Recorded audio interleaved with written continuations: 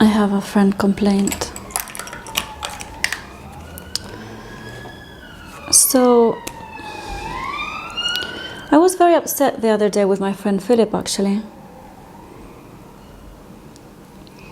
Some of you will know that Philip has gotten use of this amazing venue in London, and we have been throwing parties. So let's say that he is the main character of these parties, because effectively the venue is exhibiting his work. He's a painter, and he's a talented painter, and I've always wanted to help him, and I have. I've been helping him doing his website,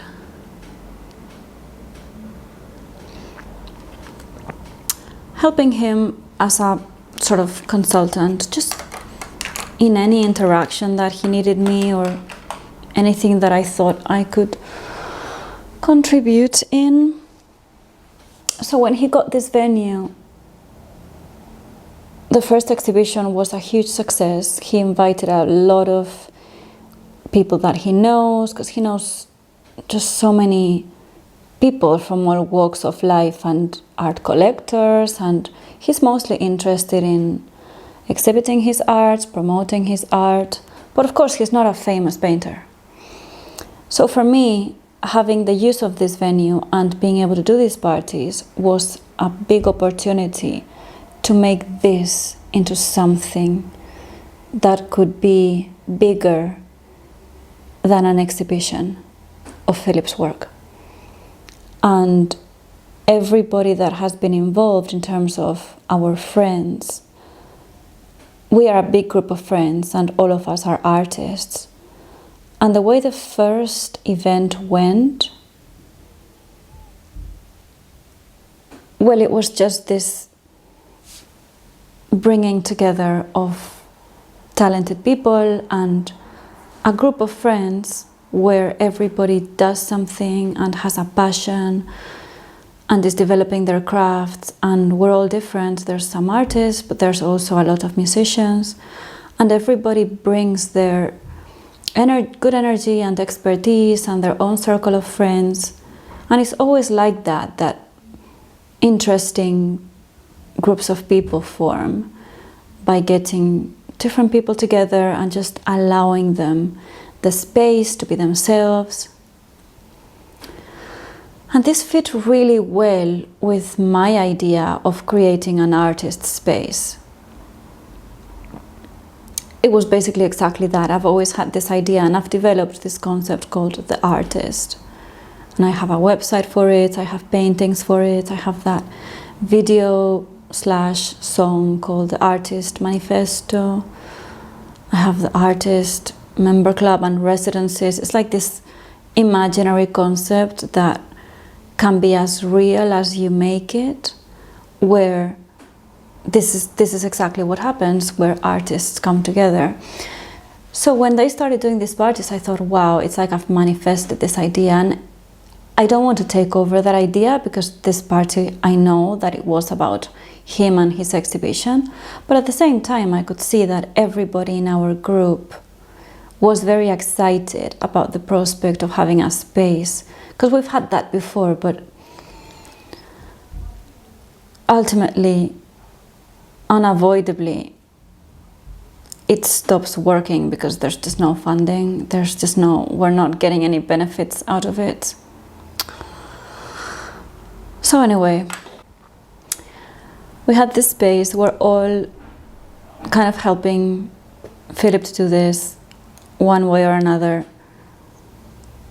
On the second event, we ended up with a lot of new people who didn't completely fit, because they weren't the original group of friends, and they were older and they had their own concept, and it was a bit of a hijacking of the event, in my opinion, and a bit of a takeover on their part. So it seemed like on the third event, where we have learned from the first two, we had a chat. I created a group on WhatsApp, and I'm like, guys, let's focus. Let's keep it small. Like, let's keep it to our circle of friends. Let's choose the people who are most serious about their art. For example, I can do music. We can have the paintings. Other musicians that we have are also gonna perform. My friend, the photographer, she's going to exhibit her prints and auction them. So we had a lot of ideas, and I was kind of leading because nobody else would, and I love planning. So I just started throwing out ideas, doing some experimental mailing list idea, creating guest lists, talking to people that may be interested in coming. I know so many people. You give me a venue, it's like I can make it happen. But at the same time, I want it to be a good party. I'm not going to move all my contacts for a shitty party. And the last party, because this other group of friends came in, I found it to be not exactly what I wanted. Anyway, it's not about me. However, I made all these concepts. I drummed up this idea of this next party. We're gonna have exactly this and this person, and they're gonna do this and that, trying to make it valuable. And everybody in our friend group, except Philip, who's kind of the boss, right? Everybody in our friend group loved what I was doing and corrected a few things, gave me some feedback, and I corrected that, I adjusted. And I've been working on this idea a lot. And then I did a poster. So then finally Philip calls me, and he basically shoots down most of the idea. And he imposes a lot of changes that up until now he hasn't told me about, so I had no idea that he wasn't liking what I was doing. I know this is a risk. Like, when you do a job and you don't really have the authority to ultimately decide if that is what's gonna happen, I know that there is a chance that the person who is in charge is not gonna like your idea. But my idea is objectively a good idea. And my guests are objectively the best guests. But anyway, he started going through what I had written. He said it was too cheeky. I'm trying to give it humor because that is representative of what goes on. Like, these parties are very funny. He is a comedian. He and his friends and me, all of us, we are clowns. And that is a good thing. And people like that. And he started saying that, no, this had to be geared towards very serious art collectors. And I'm like, well, that's not what it is, though. Because A, you're not well known enough to be able to pull all the serious art collectors. We're doing a party so that we can have something for people to talk about and for people to want to come, because people want to come to fun parties. They don't so much want to come to an unknown artist exhibition just to buy his art. That's not going to happen. And that's not what we're doing, actually. Because if that was what we were doing, I wouldn't even go there. I'm not interested in that. Anyway, on the last party, it was kind of not great for me because I was supposed to perform. There was no sound check. I had no say over where I was performing. It was just a disaster because basically I was helping others, but nobody was helping me. In brief, that's what happened. And it wasn't a great experience for me because I had invited a lot of my friends and it didn't look great in front of them.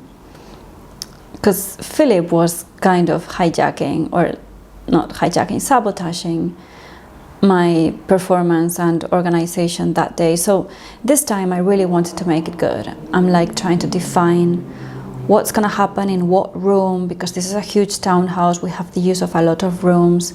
There's a lot of moving parts, and somebody has to lead and organize it. And him, even though he is strongly opinionated, he doesn't actually do it. He just shoots down others' ideas. And in the end, what happens is that the people that have the loudest voice do whatever the fuck they want, which is exactly what happened in the last one.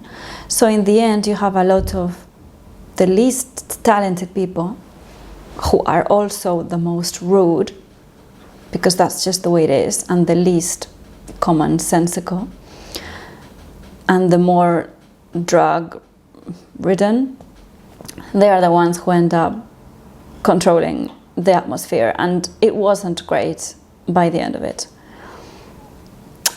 So anyway, it sounds like that's gonna happen again, because I had a lot of great ideas. I thought I would make it into I would have more intellectual entertainment, so I spoke to a couple of friends of mine who are scientists. I thought it would be really cool to have them doing a little chat and then doing a Q&A, and then we could have an art auction, and I thought of so many people that we could invite, and just explaining things in a really tongue-in-cheek, funny way.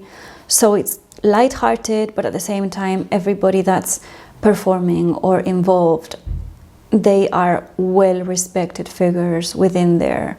I take a lot of care in these things within their field. And I myself, you know, I'm a professional performer. I don't just go and play something like most of the people that he is bringing in.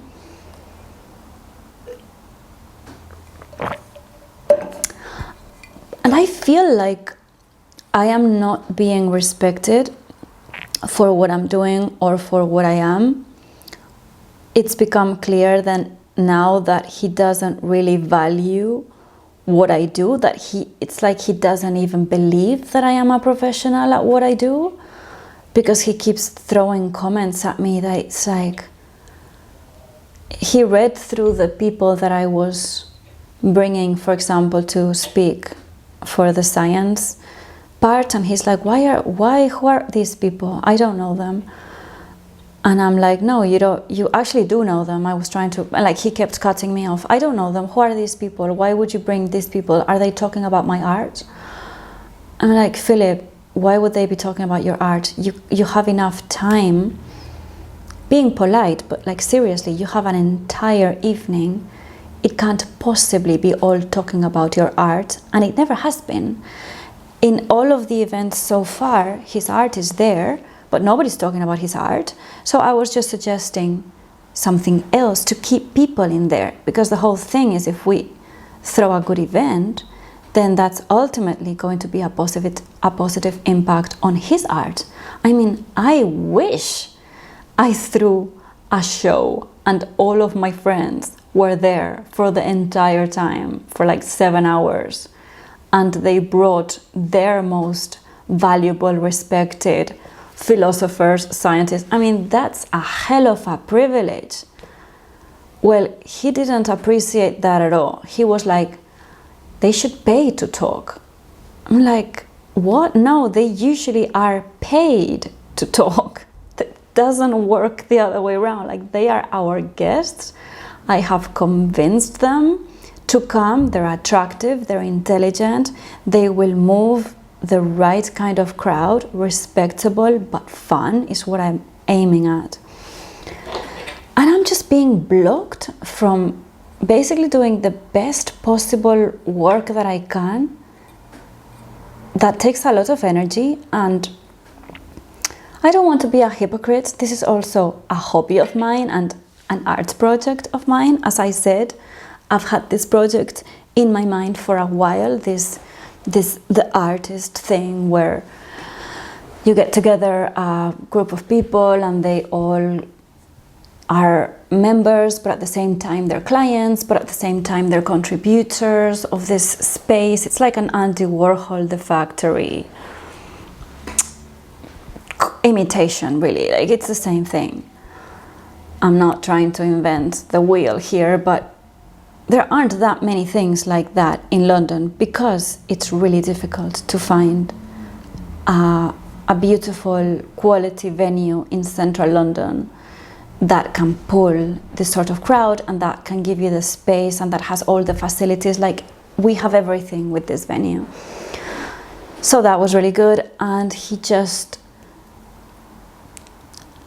shuts it down, and then he made me change things. He's like, no, we have to make, so when the doors open, we're not actually letting the guests in because we're going to do a private drawing class, and he's going to do that with someone else who has a different company. It's like, this is very confusing. I can't advertise an event as doors open at 7, but then actually the doors don't open at 7 because that's a ticketed event that is separately, paid separately. And then the entry to the party is free, but it's private. So you have to be on the guest list, and that's what the venue wants. So we have to be very respectful of that. So the venue doesn't want to charge anyone, but they want to know the names of everyone. And that's the best way, honestly, because then you guarantee that you're going to have the best quality people, and you guarantee that they can come because they don't have to pay. But now with the addition of this event that happens from 7 to 9, that is an art class, now he's basically just using the venue to do something else on the same day as the party. So it's really confusing for me. And then he's like, and then we're not gonna start anything, because I was trying to do it so that we would have something happening at every hour so that people don't get bored, because in my experience, and I have a lot of experience in partying, people are not gonna show up to a place at 9 if they know that it's not gonna be fun until 11. They just don't. However, if you say there's gonna be this person performing at 9, or there's an art auction starting at 9, then you give people an objective time to be there. And one of the complaints on our last party is that it started too late. The fun part started too late because all these friends of Philip, who are not great, were doing all of their own shit for the first 4 hours, and people were bored, and people could not actually interact with one another until way too late. So I was trying to really politely remove that by suggesting better things to do. Well, it's a complete contradictory opinion that he's sending me, because on one hand he agrees he didn't like those people, but he also doesn't want to plan anything for this time because he wants to give people enough time to arrive. That's not gonna work, because what that means is I can't tell my friends to be there at 9 if I know that there's nothing starting at 9, because Philip wants to give people time to arrive. That doesn't mean anything. People will arrive when you give them something to do. It's not like people are not free by 9. People are free by 9. 9 is late enough. It's not like I'm inviting them at 3 p.m. in the middle of the day. So anyway, I think it's gonna be too late, because now he doesn't want anything to start until 10 p.m. And at this point, I just see so many things wrong with this event, so many limitations. I don't feel like I'm in control of anything, so why the hell am I even doing anything? Like, why am I spending time on Squarespace organizing the mailing list and doing the graphic design and the poster and talking to people 40 times because everybody has different corrections all the time? I'm not getting anything out of it, literally nothing out of it. And it's not that I want to because of my ego, but it's just I'm trying to make something really good. But I can't be like constantly, because he's constantly now sending me like, add this graphic and add this other painting of mine, and now talk about me here. And this is like, this is not, nobody cares. They don't know him. It's just like, this is his event, but at the same time, the way to entice people, like me with my music, if I created a whole night where I didn't allow anybody else but myself to talk, it just doesn't work that way. You would have to only invite your fans, and that's great if you have fans. And looking back, the time that I performed, he was interrupting me the whole time. He made me start at a time that we had not agreed. in a location that was not agreed. It's just not any fun for me. It's not useful for me or my career.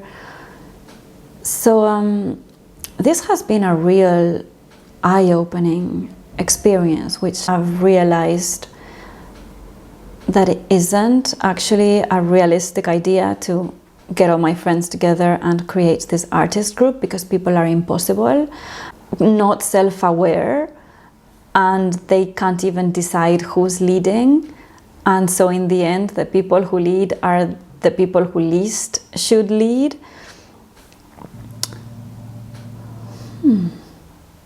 I think Deliveroo is calling me. Hold on. Philip has a girlfriend who is also a singer. Very different level, if I do say so myself. And already last time we had a bit of an issue because she wants to play at the event. She's not the kind of person that I would choose to play at the event, because she's not the right person to do so. However, I think it's fine that she plays, because she is the girlfriend, so you know, you have girlfriend privileges if your boyfriend has a venue and he lets you do it, which none of my boyfriends would ever, because they have common sense. He just lets everybody who wants to get involved. This girl has been going around saying that we had a fight, which is not true. There's so much drama. I was telling my friend the other day, I just don't have time for this shit. It's like, so I have so much going on. I'm so beyond this. I don't care. You wanna play, play, but I'm not gonna go and I'm not gonna bring my friends. It's just like, this is not, just go to your house and play.